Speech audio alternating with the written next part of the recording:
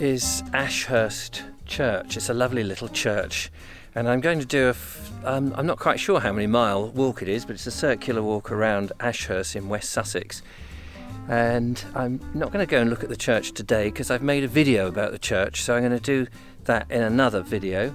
But there's parking, as you can see just here, so I'm going to leave the old van there and I'm going to take a stroll on what is a cold December, rather misty but still day, and I'm hoping that the countryside isn't too boggy.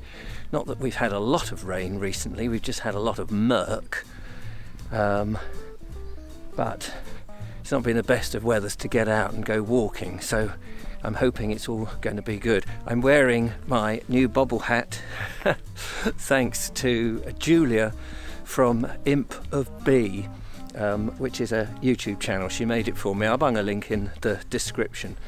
But anyway, I'm going to have a little stroll to get out. I'm recording this on the last week before Christmas, so we'll just see what's around. I haven't been out for a while, so it was good to get out on this quiet Sunday.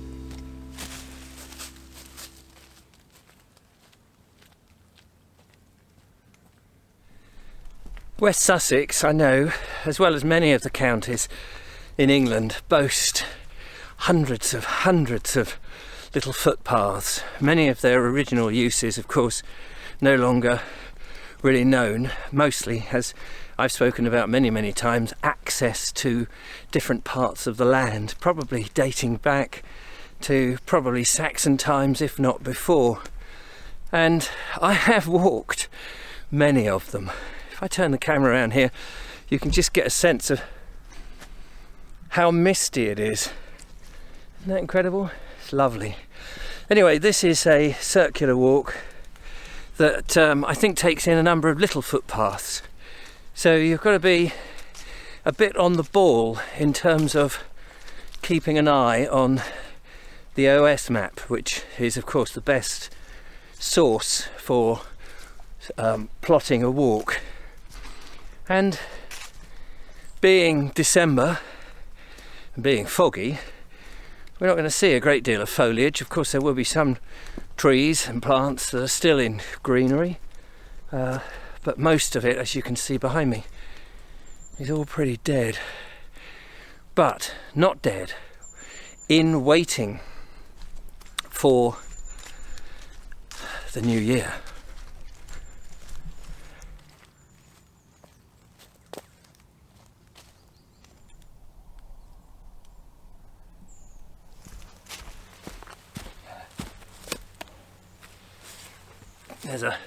There's a private sign over there telling you that that's not the right way to go, and here is the footpath. And what I like about this time of year as you get into a much colder period is, of course, although the ground might be a little muddy, as it gets colder it becomes more solid, and so it's easier to walk on, and of course there's fewer people about.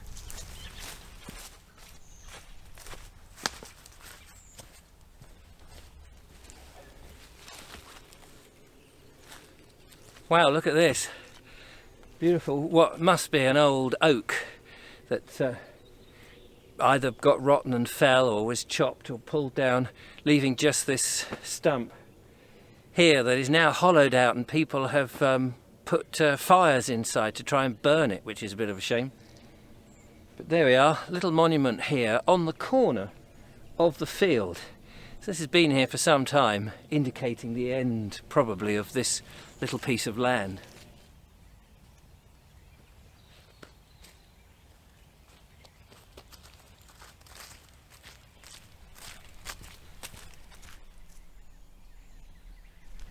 I noticed back there are more more signs pinned to a tree reminding you that you're on the edge of some private land, so don't go in. It can look quite intimidating, but I think it's actually quite good, because if you do get lost, it helps you to know, well, the footpath is not likely to be there if there's a sign saying get out, keep out private land. Also, you don't know what's going on in the private land. There could be all sorts of animal traps and things, and you wouldn't want to get snagged up in that. There's another sign just there. Right, let's press on.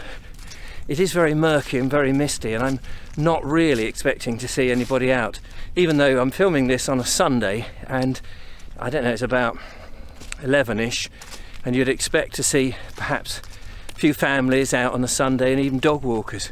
But it's cold, it's just not terribly inviting, and from my point of view, the mist is nice and it's quite evocative, but at the same time it doesn't put any colour into the landscape, and I do like a little bit of colour.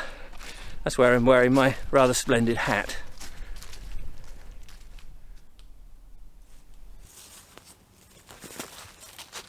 There's a rather splendid little pond here, because it's fenced off and you can't get into it. A great big thing preventing you from getting in. There's a sign saying it's not public access and what have you, but you can see it from here. So if you were on the footpath, you could stop perhaps with a pair of binoculars and look and see if there's any wildlife, if you're interested in that sort of thing.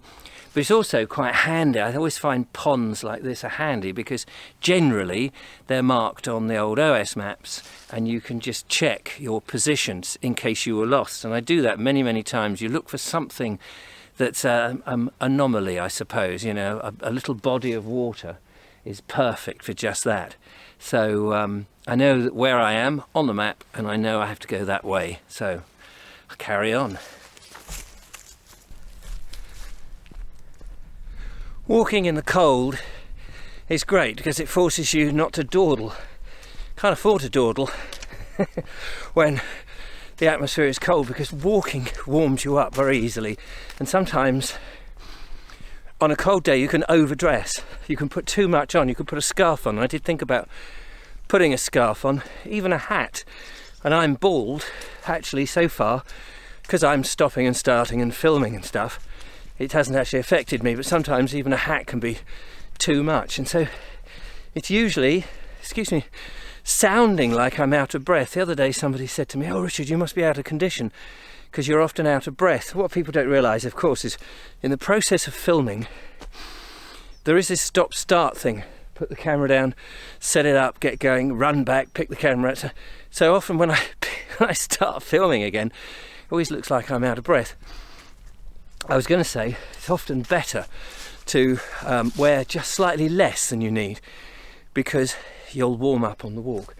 Now, come to a junction here, and I know that I turn left down here.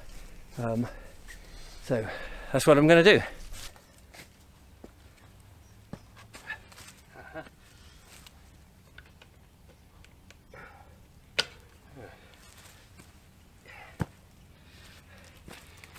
Couldn't quite get that electric fence wire, which is just across here, out, but doesn't matter. I could duck under it. I wasn't gonna. It's not a very big charge anyway. Right, it looks like there's two paths here. Looking at the sign, it's definitely that way, so that's what I'm going to do. There was something else I was going to add, and oh yes, one of the things is I might sound like I'm out of breath because talking and walking fast and moving along and doing all that is not something that you normally do if you're on your own, and so it's very easy to get out of breath that way. Anyway, I'm not making excuses, I'm just explaining. Off we go.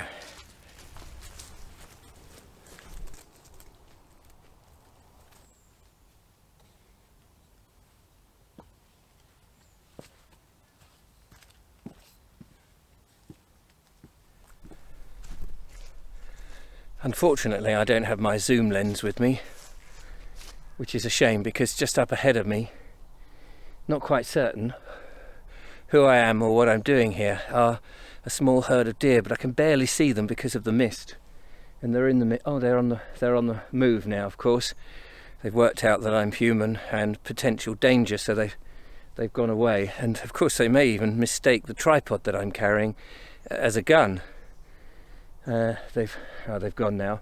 But yeah, no, fascinating. See, when you're out on your own and you're not on a public highway, you know, a sort of backwater footpath that rarely people use, that's when you start to see these amazing natural nature sights. I just wish I'd had a zoom lens. I should always have that in my pocket, but I've tried that. I've tried it, and inevitably you try to zoom in on some. By the time you've got the lens attached and all of that, they've gone.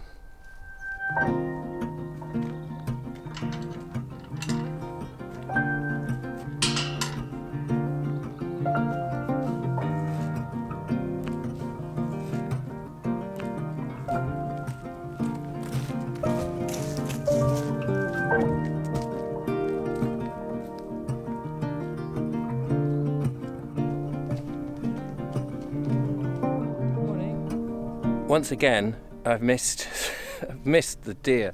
They're actually just there behind me. I don't know if you can see them. They're probably just blurred. I spoke to the people on the horses that are just riding away, and they said one of the problems is they're going down the lane, and the deer just jump out in front of them. And then they told me of a herd that is a little bit further down that way, not the way I'm going, unfortunately, in which there is a white stag amongst them. I've obviously picked the wrong herd and haven't got my zoom lens, but anyway, they are just there.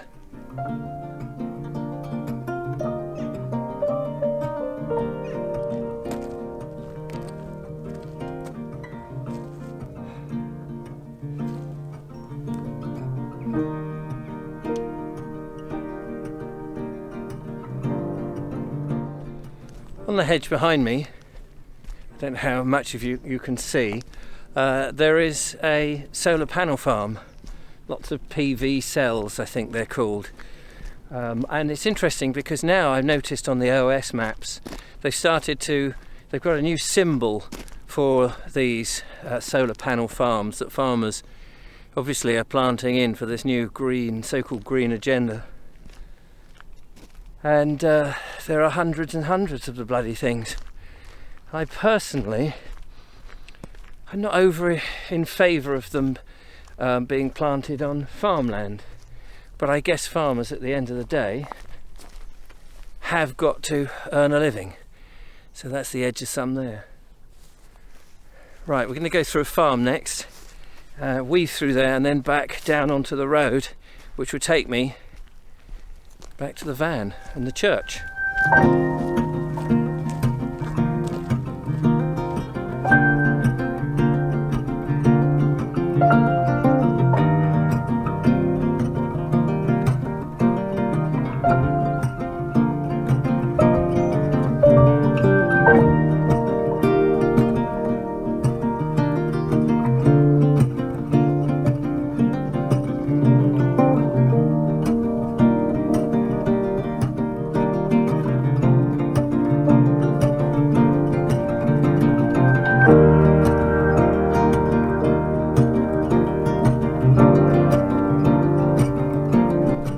Well, I got through the farm, back onto this lane, and this lane will take me now back to the church and back to my van, which will be lovely. The mist hasn't moved. I think it's here probably for much of the day. Behind me, some rather interesting houses. Lovely part of the world to live, I have to say. I am, of course, extremely jealous, but it is what it is. So I'm going to go back to the van, maybe warm myself up a little bit with a cup of coffee, and I think I still have some sugar-free biscuits. Yes, I did say sugar-free. We'll give them a whirl today, as I am trying to reduce my sugar intake drastically.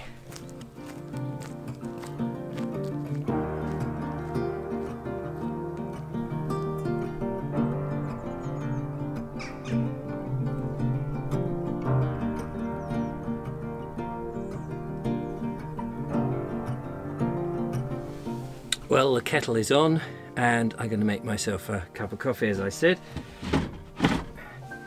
and try some of these, what do you call it, sugar-free biscuits, which should be quite nice.